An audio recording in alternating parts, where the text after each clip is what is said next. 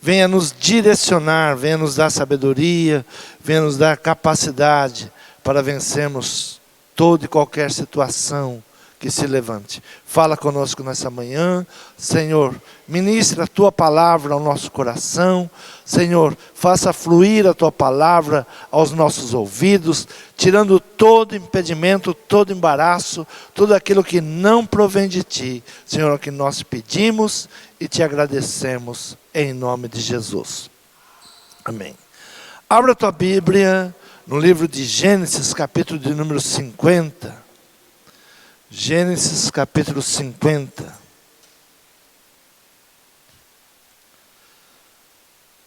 A lamentação por Jacó e o seu enterro. Diz assim a palavra do Senhor.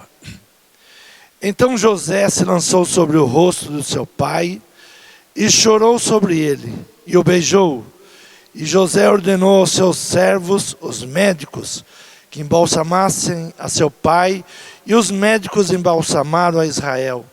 E cumpriram-se-lhe 40 dias, porque assim se cumprem os dias daqueles que se embalsamam. E os egípcios o choraram 70 dias. Passado, pois, os dias do seu choro, falou José à casa de Faraó, dizendo: se agora tem achado graça aos vossos olhos, rogo-vos que faleis aos ouvidos de Faraó, dizendo: meu pai me fez jurar, dizendo: eis que eu morro, e em meu sepulcro, que cavei para mim na terra de Canaã, ali me sepultarás. Agora, pois, te peço que eu suba, para que sepulte meu pai, então eu voltarei. Faraó disse: sobe, sepulta o teu pai, como ele te fez jurar. E José subiu para sepultar o seu pai, e subiram com eles todos os seus servos de Faraó, os anciões da sua casa, e todos os anciões da terra do Egito, como também toda a casa de José e seus irmãos, e a casa de seu pai. Somente deixaram na terra de Gozém os seus meninos, e as suas ovelhas, e as suas vacas. E subiram também com ele tantos carros, como gente a cavalo, e o cortejo foi grandíssimo. Chegando eles, pois, à eira de Atade, que está além do Jordão, fizeram um grande e dolorido pranto, e fez a seu pai uma grande lamentação por 7 dias. Amém? Podeis tomar assento. A Bíblia, ela relata várias transformações de situação de morte, de situação de morte para a vida, de vergonha para a honra, e muitas vezes isso tem como um fundo de pano uma eira. Esse foi no caso de Davi, quando Davi havia uma grande mortandade, havia um espírito de morte, ele compra uma eira. É no caso de Ruth e Boaz. Tudo isso se dá em uma eira. E o que é uma eira? Uma eira é um terreno em um lugar alto, um lugar para que se seja levado a colheita, e ali será feita uma separação. Então, um pano de fundo de muitos acontecimentos, muitas vezes acontece na eira. A eira é um lugar de separação, separa a palha do grão. A eira é construída em lugares altos, onde os ventos fortes pudessem levar a impureza para bem longe do fruto. A palavra nos ensina que não se engane o homem, tudo que ele semear, colherá. Tudo que o homem semeia, ele vai colher. O dia da colheita, ela deve ser um dia de festa. Muitas pessoas têm medo dessa palavra. Tudo que você semear, você vai colher. Mas deveria ser um dia de alegria. O dia da colheita, ela tem que ser um dia de alegria e não de tristeza. Em Êxodo, capítulo 23, fala sobre a festa das primícias. O que é a festa da primícia? A festa dos primeiros frutos. É o resultado de um trabalho. Então, quando a Bíblia fala, tudo que o homem semear, colherá. Nós temos que trabalhar para termos uma boa colheita. Capítulo 23 de Êxodo, versículo de número 14, diz assim: 3 vezes no ano me celebrarás festas. A festa dos pães ázimos guardará, 7 dias comerás pães ázimos, como te tenho ordenado ao tempo apontado no mês de Abibe, porque nele saíste do Egito, e ninguém apareça vazio perante mim. E a festa da colheita, dos primeiros frutos do teu trabalho, que houver semeado no campo, e a festa da colheita, a saída do ano, quando tiveres colhido do campo o teu trabalho. Essa festa ela dura 7 semanas, é uma festa muito importante. É a gratidão a Deus pela colheita, por aquilo que você colheu. Então são 7 semanas de festa, agradecendo a Deus por aquilo que se colheu. Até chegar à colheita, há um processo penoso. Muitas vezes nós não entendemos o processo que nós estamos vivendo, o processo da vida. As pessoas não entendem que a vida tem um processo. E quando a palavra de Deus diz, tudo que você semear, você vai colher. Porque a vida, ela tem um processo. A preparação da terra, o lançar semente, esperar a chuva, a incerteza do resultado, combate às pragas e às ervas daninhas. Quando chega o grão e está maduro, toda a colheita é levada à eira. E aí se começa a separação. A eira é um lugar onde tem ventos fortes. E a Bíblia, ela nos mostra agricultura, para que pudéssemos entender o que acontece no processo da vida. Então a eira é um lugar de transição. É o fim de um processo e o começo de outro processo. Onde o trigo ele é separado da palha e se prepara para ser o pão. Quando levamos o trigo e ali na eira há um processo de transição, onde é tirado toda a palha. É um tempo de incertezas, é um lugar onde nasce algo novo e o antigo morre e é enterrado. É o lugar de separação. Nós temos que entender que na vida há momentos que muitas coisas, elas deveriam ser deixadas de lado, deveriam ser tiradas, deveriam ser lançadas para longe. Muitas vezes nós ficamos carregando coisas desnecessárias, coisas que não fazem mais parte do processo, e nós ficamos ainda carregando, trazendo. Abra a tua Bíblia em Jeremias, capítulo de número 23, versículo 28, diz assim: o profeta que tem um sonho, conte o sonho, e aquele que tem a minha palavra, fale a minha palavra com verdade, que tem a palha com o trigo, diz o Senhor. Porventura, a minha palavra não é como fogo, diz o Senhor, e como um martelo que esmiuça a pedra. Há um momento de separação. Se a pregação faz chorar, mas não traz o verdadeiro arrependimento, é palha e não trigo. Se o louvor alegra a alma, mas não alegra o espírito, é palha e não trigo. Se a profecia é da carne e não do espírito, é palha e não é trigo. Nós temos que entender o que é palha e o que é trigo. É na eira que é separado, no soprar do vento forte. Muitas vezes nós passamos por algumas situações difíceis em nossa vida, e nós não entendemos que é o momento de separar aquilo que é bom daquilo que não serve mais. A palha, ela tem um tempo de proteção. Muitas coisas em nossa vida, ela é necessária até um determinado tempo. O grão, ele é protegido pelas folhas, por aquilo que o envolve, mas chega um momento que aquela palha, ela precisa ser separada. Se ela for moída junto com o alimento, trará enfermidades, trará doenças. Então, é no trabalho do agricultor que nós vamos entendendo a palavra de Deus. Muitas coisas em nossa vida, elas precisam ser tiradas.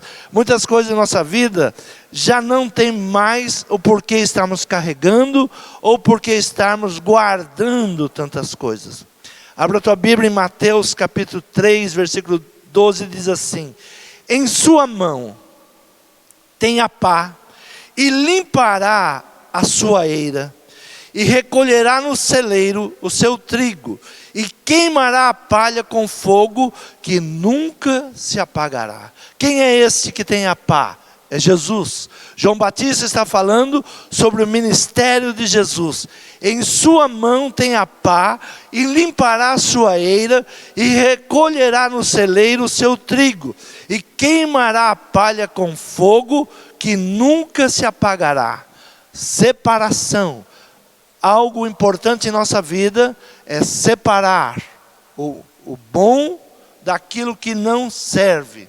Então a eira, ela é apresentada na Bíblia, ela é fundo de muitos acontecimentos, para que nós possamos entender que muitas coisas, chegam um determinado tempo, precisa ser tirado, precisa ser deixado de lado.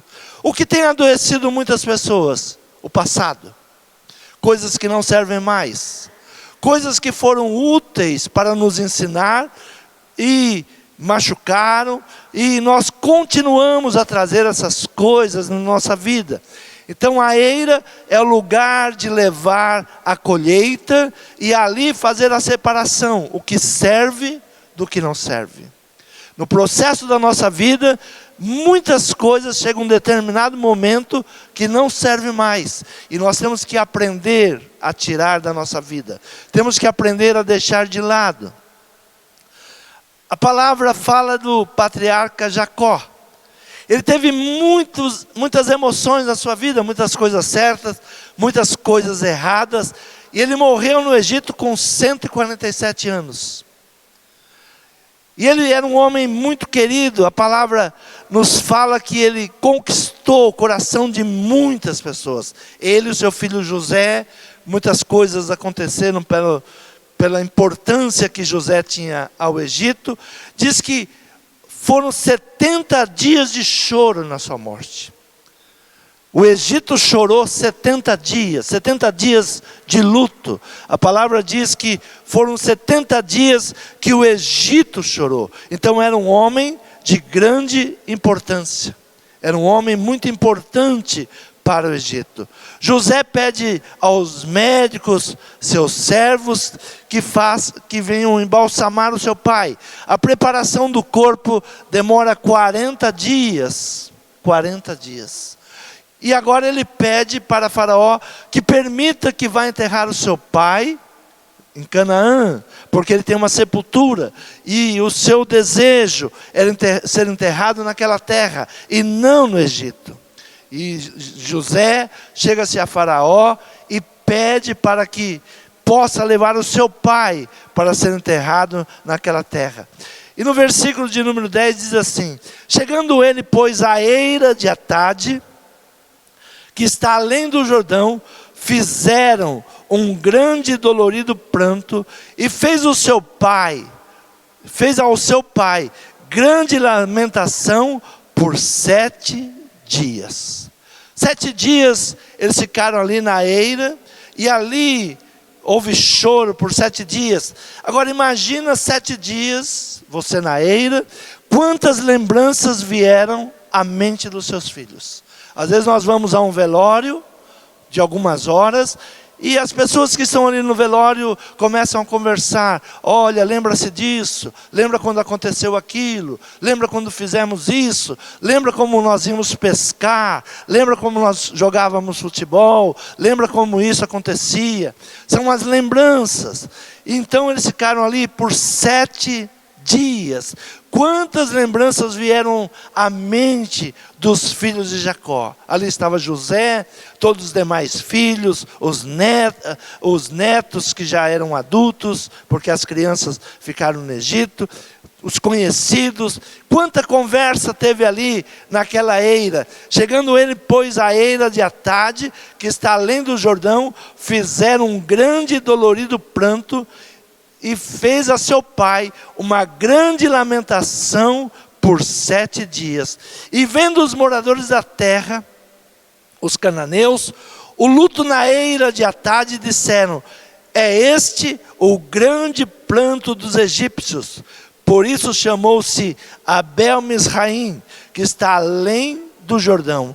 Foi um velório que chamou a atenção de toda a população, todos estavam observando. E eles ficaram ali naquela eira por 7 dias. Depois disso, seu pai foi sepultado. Depois disso, eles sepultaram o pai conforme o pedido do seu pai. No versículo 14 diz: depois de haver sepultado seu pai, voltou José para o Egito, ele e seus irmãos, e todos que com ele subiram a sepultar o seu pai. E vendo então os irmãos de José, que seu pai estava morto, disseram: porventura nos odiará José, e certamente nos retribuirá todo o mal que lhe fizemos. Havia agora uma preocupação dos irmãos de José. Até agora José tem evitado se vingar daquilo que nós fizemos, porque o nosso pai estava vivo. Agora que nosso pai morreu, ele tem todo o direito de se vingar. Ele prometeu ao pai que não iria fazer nada, mas agora os irmãos estavam preocupados.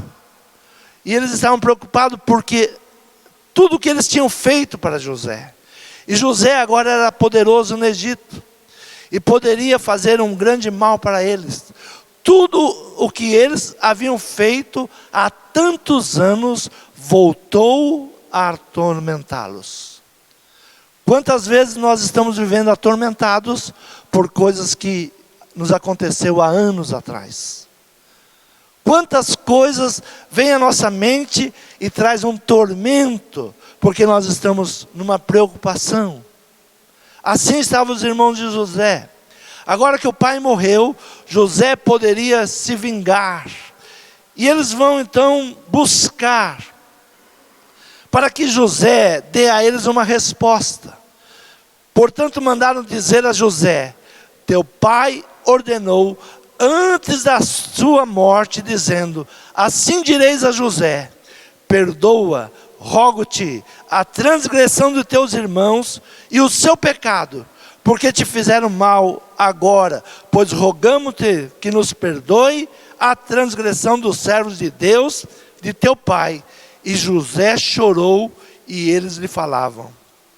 José começa a ouvir tudo de novo, e José chora de novo. Por que que José chora? Porque José já lhe tinha concedido a graça do perdão. José já tinha perdoado seus irmãos, mas eles ainda estavam preocupados com isso, e trazem a José uma palavra: olha, o nosso pai pediu para que você não nos faça mal. A Bíblia não fala que Jacó pediu isso, mas os irmãos chegam diante de José e dizem: olha, o nosso pai falou isso, para que você não nos maltrate. Havia uma preocupação com eles. Havia uma preocupação que José agora iria se vingar, iria fazer um mal a eles. Mas José então, ele começa a chorar por ouvir aquelas palavras novamente. Algo que vem ao coração de José, tudo de novo, tudo que os irmãos fizeram, volta ao seu coração, mas ele tem uma palavra para os seus irmãos. Depois vieram também seus irmãos e prostraram-se diante dele e disseram: eis-nos aqui por teus servos. E José lhe disse: não temais. Não temais, porventura estou eu em lugar de Deus? Porventura eu posso julgá-los? Porventura eu vou fazer mal para vocês? Da minha parte está tudo perdoado. Da minha parte não tem mais o que conversar sobre isso. Da minha parte já foi liberado. No versículo de número 20 ele diz: vós bem intentastes mal contra mim, porém Deus o intentou para o bem, para fazer como se vê neste dia, para conservar muita gente com vida. Deus tornou o mal em bem. E José, homem guiado pela graça. Quem é José? José não é um homem vingativo, não é um homem que diz, agora chegou a minha vez, eu vou me vingar. José era um homem movido pela graça. Ele já tinha perdoado seus irmãos. Ele já tinha perdoado tudo aquilo que eles fizeram. E ele tinha reconhecido que através daqueles momentos de dor, Deus tinha abençoado. Porque muitas vezes nós não temos a festa das primícias. Porque muitas vezes nós não temos uma festa de gratidão. Porque nós carregamos rancores, mágoas, ressentimentos. Nós não paramos para agradecer a Deus. Não sabemos o que é o processo da libertação. Não entendemos o processo da cura. Muitas vezes nós estamos buscando as palhas que foram muito importantes para preservar o fruto, a colheita. Porque tantas pessoas estão enfermas, doentes de alma, e não conseguem entender que as dores, a palha faz parte de um processo. Quantas pessoas estão rancorosas, porque não entenderam que era necessário que muitas coisas acontecessem no processo, para se tornar algo bom, algo puro, algo melhor. Ao invés de se transformar, permitir a transformação do fruto em pão, alimento, José diz, olha, Deus, Ele me conservou, vós bem intentaste mal contra mim, porém Deus o intentou para o bem, para fazer como se vê nesse dia, para conservar muita gente com vida. José entendeu que o processo que ele passou, deu a ele a capacidade de preservar muitas vidas. O que Deus está permitindo na tua vida? Se você ficar olhando para a palha, olhando para a situação de dor, você nunca vai entender qual é o processo da vida. Você nunca vai entender que chega um momento que nós temos que celebrar a festa da colheita. Quando a palavra diz, olha, não se engane o homem, porque tudo que semear, colherá. Aquilo que não serve, nós precisamos lançar para o fogo. Aquilo que não é bom, nós precisamos queimar. Faz parte de um processo. Quando olhamos a vida de Jacó, nós vamos entender que Jacó, ele fez muitas coisas boas e muitas coisas que não eram tão boas. E ele vai sendo levado agora para a eira. E todos ali se sentam ao redor dele. E todos ali poderiam naquele momento honrar aquele grande homem como o Egito honrou. Egito chora 70 dias por Jacó. Mas estava ali um grupo de pessoas que o seu pecado os acusava. Estava ali um grupo dos irmãos de José, que mesmo sendo perdoado, não tinham se perdoado. Sabe que muitas pessoas estão na igreja hoje, mesmo com o sacrifício de Cristo, mesmo Cristo se transformando em pão para dar vida, não se perdoa. Não aceita o perdão. Os irmãos de José, José já tinha perdoado, José já tinha dado a graça, mas eles não tinham se perdoado. E eles continuam na mentira. Muitas vezes nós continuamos numa mentira para nos enganar. Os irmãos de José chegam para José e dizem, o nosso pai disse isso. E o pai não tinha dito nada. Era o medo. Se José agora, com o poder que Deus deu a ele, ele pode se vingar. Mas José era o homem que tinha entendido o poder da graça. Muitas pessoas estão na igreja, estão nas fileiras das igrejas, mas não entenderam o poder da graça. Choram por coisas que lhe fizeram, choram por mágoas, por ressentimentos, choram e amaldiçoam pessoas que já nem existem mais. Quantas pessoas não conseguem viver a graça de Jesus? Quantas pessoas estão mentindo para si mesmo? Por isso que eu trouxe que, olha, qual é a diferença do grão e para a palha? De que serve a palha? Muitas coisas no nosso culto são palhas. Se a pregação faz chorar, mas não traz o verdadeiro arrependimento, é palha e não é trigo. Se os louvores alegram a alma, mas não alegram o espírito, é palha e não é trigo. Se a profecia é da carne e não é do espírito, é palha e não é trigo. É na eira que é separado, no soprar do vento forte. É no soprar do vento forte. E João Batista, ele anuncia Jesus e diz, olha, a pá está nas mãos dele. Está vindo alguém que é mais poderoso do que eu. Eu não sou capaz nem de desamarrar ou de amarrar as suas sandálias. Em sua mão tem a pá, e limpará a sua eira, e recolherá no celeiro o seu trigo, e queimará a palha com fogo que nunca se apagará. Então veio Jesus da Galileia ter com João junto ao Jordão para ser batizado por ele. É nesse momento que João fala, olha, na sua mão está a pá, e limpará a sua eira, e recolherá no celeiro o seu trigo, e queimará a palha com fogo que nunca se apagará. Muitas coisas que nós carregamos são palhas. Fulano me falou isso, fulano fez aquilo, minha sogra, meu sogro, meu pai, minha mãe, meus irmãos, tudo isso é palha. Deus permitiu para que transformasse o mal em bem. Deus permitiu muitas coisas na tua vida para te fazer poderoso em Deus, para que você fosse uma bênção. E nós, sem entendermos, nós estamos carregando palha. Tem coisas que não servem mais na nossa vida. Jacó tinha muitas coisas na vida dele que não servia para nada. Errou várias vezes. Mas ali era um momento que estavam se prestando uma homenagem para Jacó.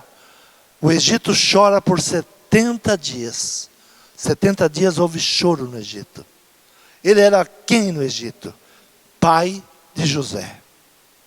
O Egito entendeu que José, ao ser curado, ele salvou muitas vidas. No momento que eu for curado, você for curado na sua alma, muitas almas conhecerão nosso Senhor Jesus Cristo. Nós não trazemos pessoas para o reino de Deus porque temos enfermidades. Estamos sempre numa guerra pessoal. Estamos sempre com as palhas, ao invés de separar e trazer o fruto, trazer o trigo. Próximo da morte, não se esqueceu da promessa. Quem é José?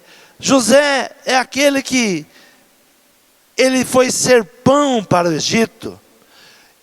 Ele foi aquele que mostrou a graça para os seus irmãos pecadores. Foi aquele que conseguiu vencer o mal que lhe fizeram. E ele diz, agora pois, não temais, eu vos sustentarei a vós e a vossos filhos, e assim os consolou, e falou segundo o coração deles. José falou aquilo que eles queriam ouvir. Eu vou cuidar de vocês. Eu vou alimentar vocês. Eu vou trabalhar para que vocês sejam abençoados aqui nessa terra. Versículo 22 diz assim: José, pois, habitou no Egito, ele e a casa do seu pai, e viveu José 110 anos. E viu José os filhos de Efraim da terceira geração, também os filhos de Maquir, filhos de Manassés, nasceram sobre os joelhos de José. E disse José a seus irmãos: eu morro, mas certamente Deus visitará e vos fará subir dessa terra, a terra que jurou a Abraão, a Isaque e a Jacó. E José fez jurar os filhos de Israel, dizendo: certamente vos visitará Deus, e fareis transportar os meus ossos daqui. E morreu José da idade de 110 anos, e o embalsamaram, e o puseram num caixão no Egito. José, mesmo na morte, ele tem uma palavra profética. Mesmo indo embora, ele diz: olha, Deus vai tirar vocês dessa situação.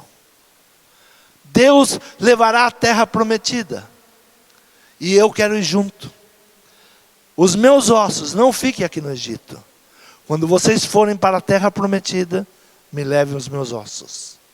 E quando o povo sai do Egito, liberto por Moisés, a grande caravana carregava os ossos de José. Depois de muitos anos, José entrou na terra prometida. Muitas pessoas não entraram na terra prometida, mas os ossos de José entraram. Nós temos que ter fé para entrar na terra prometida. Aprender a deixar muitas coisas para trás, a deixar muitas coisas que não servem para nada, que apenas são peso na nossa vida, são peso, impedem do trigo se transformar em pão. Muitas coisas que nós carregamos nos impedem de sermos pão, alimento para o mundo. Nos impede de transformar o mundo. As nossas mágoas, os nossos ressentimentos, as nossas decepções. Como ficamos muitas vezes tão frustrados com as coisas que nos aconteceram. Porque não entendemos a graça de Deus. Dos teus pecados não me lembrarei mais. José não se lembrava mais do pecado dos irmãos, mas os irmãos não tinham se perdoado. Jesus nos perdoou de todo pecado, mas nós não nos perdoamos. Não nos perdoamos de coisas que nos aconteceram, daquilo que aconteceu na casa dos nossos pais. Nós não somos capazes de entender que a graça, ela libera tudo. Ela tira todo o peso do pecado. Os irmãos de José estavam preocupados. Por que há tanta mentira na religiosidade? Porque não entendemos a graça. Achamos que Deus só vai operar se falar isso, se fizer aquilo, se dançar desse jeito, se dançar daquele outro jeito. Não. A graça, ela nos liberta. A graça tira tudo aquilo que não serve. Por isso Jesus está com a pá nas suas mãos. E Ele fará a separação, fará a limpeza na eira. A limpeza na eira, passava-se o boi sobre os grãos com palha, e depois o agricultor, ele pegava um garfo e jogava para o ar. E o vento forte levava as palhas embora. Deixa Deus limpar a sua vida. Há muitas coisas na nossa vida que não servem mais para nada, a não ser para o fogo. Deixa o Senhor limpar, te preparar para isso. Apóstolo Paulo, ele ensina a Tito a sã doutrina e a conduta cristã. Muitas coisas nós não lemos na Bíblia, muitas coisas nós não entendemos na Bíblia. Muitas pessoas dizem: eu sou pentecostal, eu sou isso, eu sou aquilo. Nós temos que ser pequenos cristos. Não importa se você vai numa igreja avivada, se você vai numa igreja tradicional, importa como você entende a palavra de Deus, como você serve a Deus, como você busca a Deus, como você permite a limpeza de Deus na sua eira. E Paulo, então ele começa a ensinar a sã doutrina. Ele não dá um ensinamento, olha, veste essa roupa, vista aquilo, faça um louvor desse jeito. Ele vai dando um ensinamento da conduta que nós devemos ter. Segundo capítulo da Epístola de Tito diz assim: tu, porém, fala o que convém à sã doutrina. Os velhos que sejam sóbrios, graves, prudentes, sãos na fé, no amor e na paciência. Ele diz, olha, os anciões sejam sóbrios, graves, prudentes, sãos na fé, no amor e na paciência. As mulheres idosas, semelhantemente, sejam sérias no seu viver, como convém às santas, não caluniadoras, não dadas a muito vinho, mestras no bem, para que ensinem as mulheres novas a serem prudentes, amarem seus maridos e amarem seus filhos. Uma geração vai passando a outra geração. Nós estamos reclamando muito dessa geração. Essa geração é perdida, essa geração não sabe nada. Nós devíamos mudar a nossa conversa e começarmos a nos cobrar. Nós não estamos ensinando nossos filhos. Nós somos uma geração que entregamos os nossos filhos a pederastas, a televisão e a tantos para ensiná-los e não ensinamos. A Bíblia diz assim: o teu filho, você andará com ele, e esta palavra você ensinará a ele. Andando, caminhando, se assentando, se deitando, tendo nos umbrais a tua porta. Esta palavra você ensina ao teu filho. Mas o nosso filho, desde de 1 ano, nós já entregamos ele numa escola e pensamos, agora ele vai ser ensinado. Não. Nós entregamos as pessoas que não conhecem Deus para ensinar os nossos filhos. E pensamos que os nossos filhos sairão de lá educados. Não. É nós que devemos ensinar. Para que ensine as mulheres novas a serem prudentes, amarem seus maridos e amarem seus filhos, a serem moderadas, puras, boas, donas de casa, sujeitas ao seu marido, a fim de que a palavra de Deus não seja blasfemada. Exorta semelhantemente os jovens que sejam moderados, e tudo te dá por exemplo de boas obras. Na doutrina mostra incorrupção, gravidade e sinceridade, linguagem sã, irrepreensível, para que o adversário se envergonhe, não tendo nenhum mal que dizer de vós. A linguagem é importante. Qual é a nossa linguagem? Onde o inimigo, ele nos envergonha? Na nossa linguagem. Como Pedro ficou envergonhado? Você fala como eles. Como você está dizendo que não é um deles? Se você fala igual. Se nós estamos falando como o mundo fala, nós somos iguais ao mundo. Por isso a palavra diz, olha, que a vossa linguagem seja diferente. Em tudo te dá por exemplo. Boas obras, na doutrina mostra incorrupção, gravidade e sinceridade, linguagem sã e irrepreensível, para que o adversário se envergonhe, não tendo nenhum mal que dizer de vós. Exorta os servos que se sujeitem aos seus senhores e em tudo agradem, não contradizendo, não defraudando, antes mostrando toda a sua boa lealdade, para que em tudo sejam ornamento da doutrina de Deus, nosso Salvador. Quando olhamos para a vida de José, José era um exemplo. Quando o faraó olha para José e diz, onde encontraríamos um homem com a sabedoria de Deus? O mundo tem que olhar para a igreja hoje e perguntar, onde vocês encontraram sabedoria inteligência para vencer as crises. O mundo vive em crises. Mas nós temos que ter sabedoria e inteligência para vencer as crises. Nós temos que ter sabedoria vinda de Deus para vencer. Se nós começarmos a falar como o mundo fala, nós seremos iguais. Se nós começarmos, ao invés de orar pelo governo, amaldiçoar o governo, o nosso linguajar tem o que de diferente? A Bíblia nos ensina, ore pelos seus governadores. Mas hoje nós estamos dizendo, amaldiçoando o governo.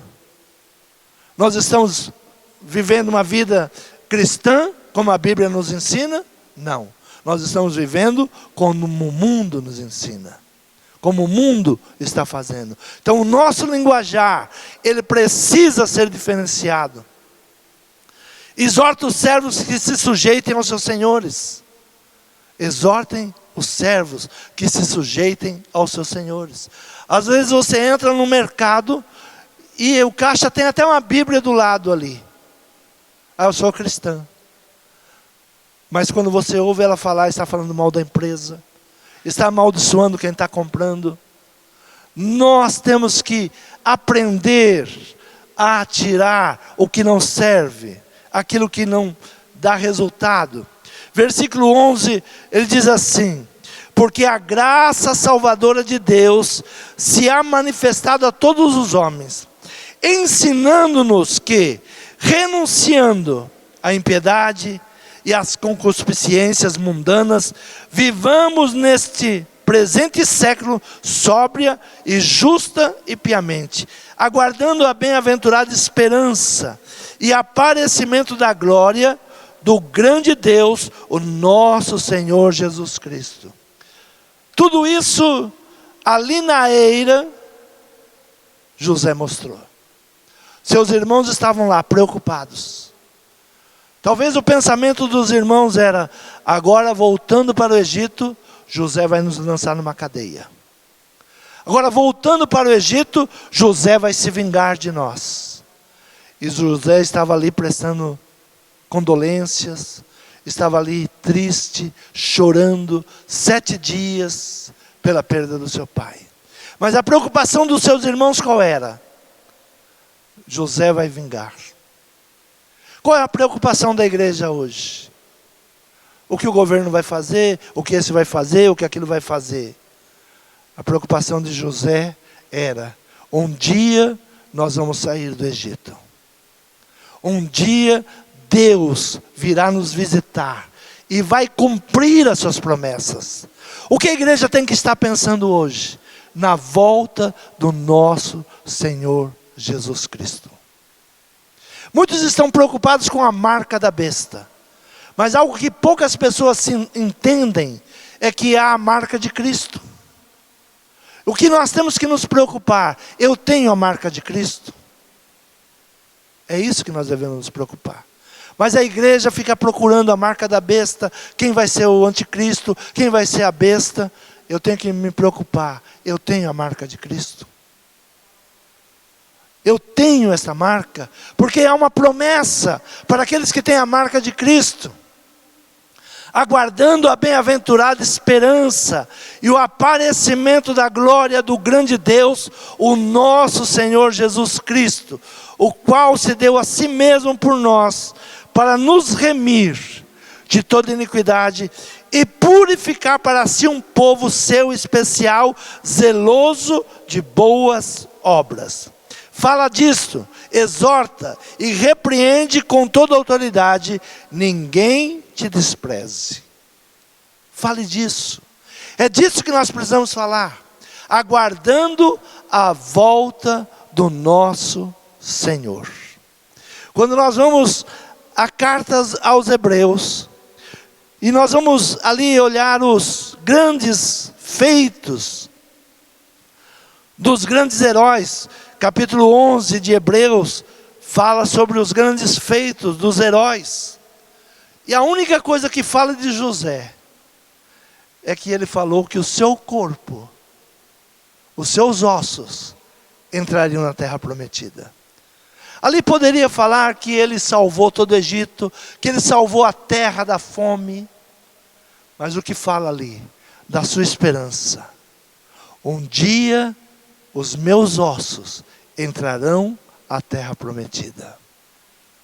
É isso que ele fala aos seus irmãos. Ele fala aos seus irmãos, olha, todo processo não importa. Todo processo que nós vivemos é palha. E eu já tirei. Tudo aquilo que nós vivemos é palha. Foi necessário. E eu já queimei. Olha, não temas por isso. Vocês pensaram que estavam fazendo mal para mim, mas estavam me fazendo bem. Através do que vocês fizeram, Deus usou minha vida para salvar muitas pessoas.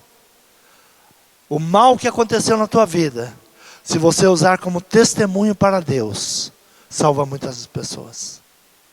Olha, eu fui desprezado pelo meu pai, mas Jesus me encontrou.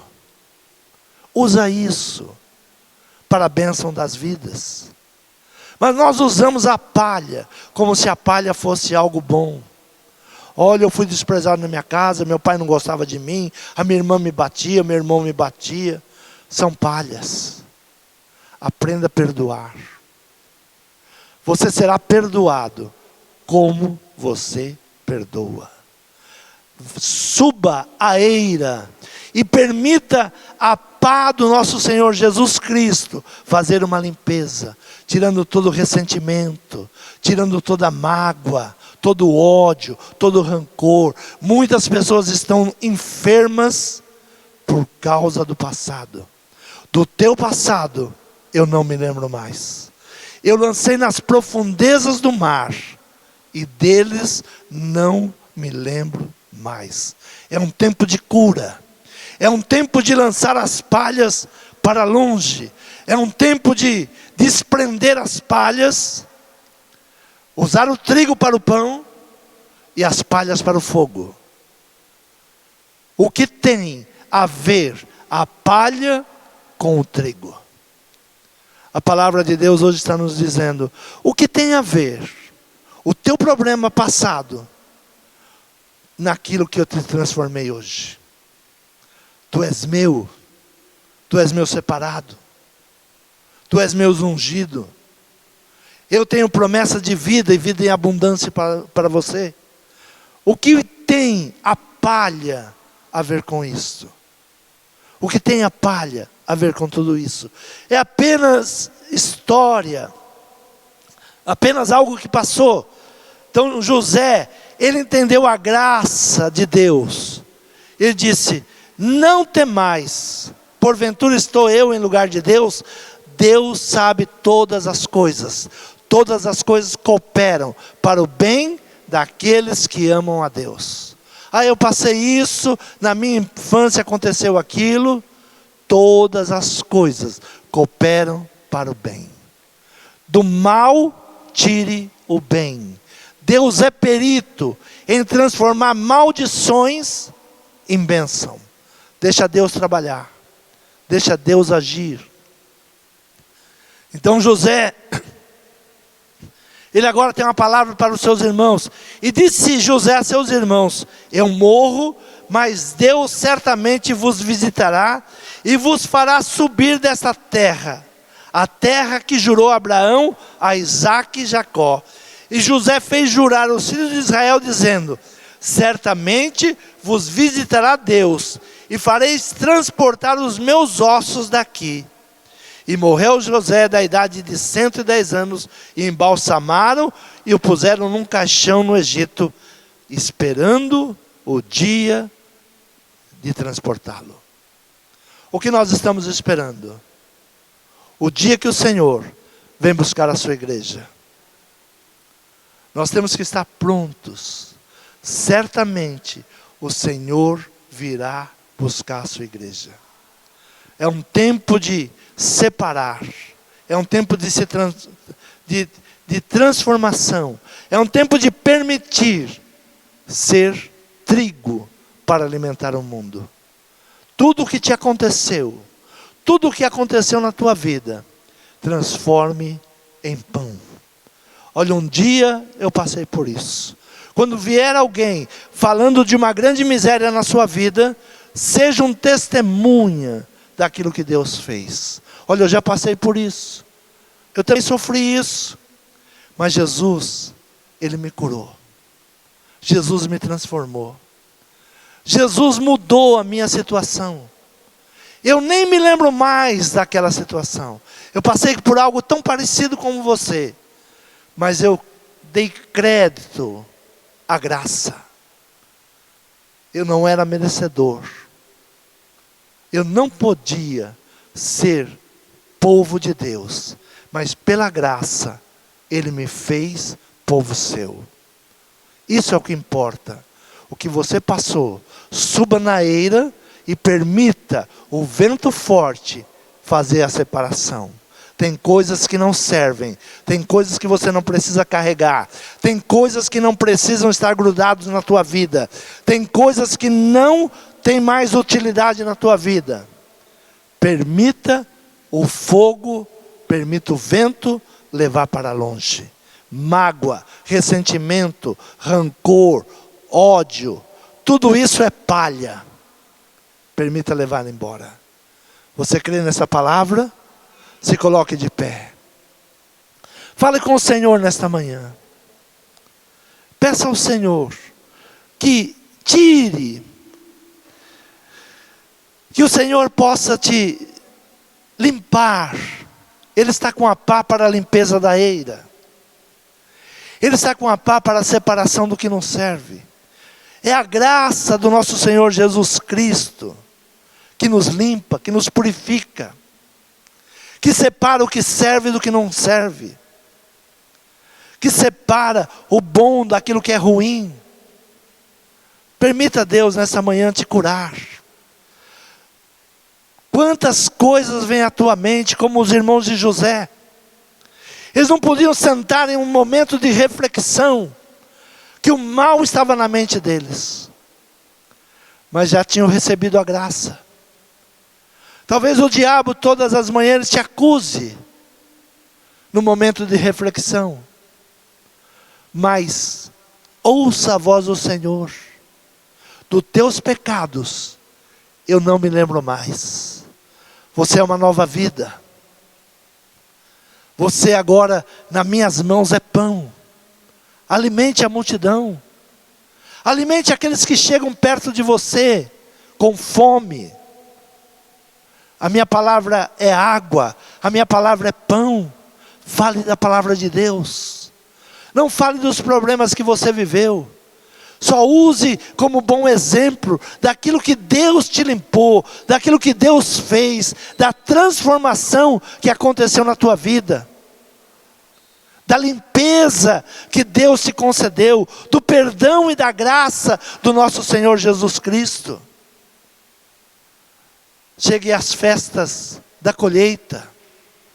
As festas da colheita é depois da separação. Quando você está com o trigo na mão, agradeça a Deus. Senhor, eu te agradeço, Pai, porque até aqui o Senhor me ajudou, até aqui o Senhor tem me guardado, até aqui o Senhor tem me abençoado. Senhor, o Senhor tirou a palha, o Senhor tirou as coisas que não serviam. Senhor, aqui estão as minhas primícias. Senhor, eu te agradeço. São 7 semanas a festa das primícias. Agradeça a Deus, louve a Deus pelas bênçãos derramadas. Agradeça a Deus. Senhor, te damos graça, Pai, pelo teu ensinamento. Te damos graça, Senhor, que o Senhor nos leva na eira, quando estamos sentindo um vento forte contra a nossa casa, contra a nossa família. O Senhor está fazendo uma limpeza. Leva, Senhor, para longe aquilo que não te agrada, aquilo que não serve. Leva para longe, Senhor, aquilo que impede o meu crescimento. Senhor, nesta manhã, eu me rendo a Ti nesse lugar. Senhor, obrigado pela Tua graça, obrigado pelo Teu perdão, obrigado pela prosperidade, obrigado pelos resultados, Senhor, da nossa semeadura. Senhor, é o que nós Te agradecemos e Te louvamos, em nome de Jesus. Amém.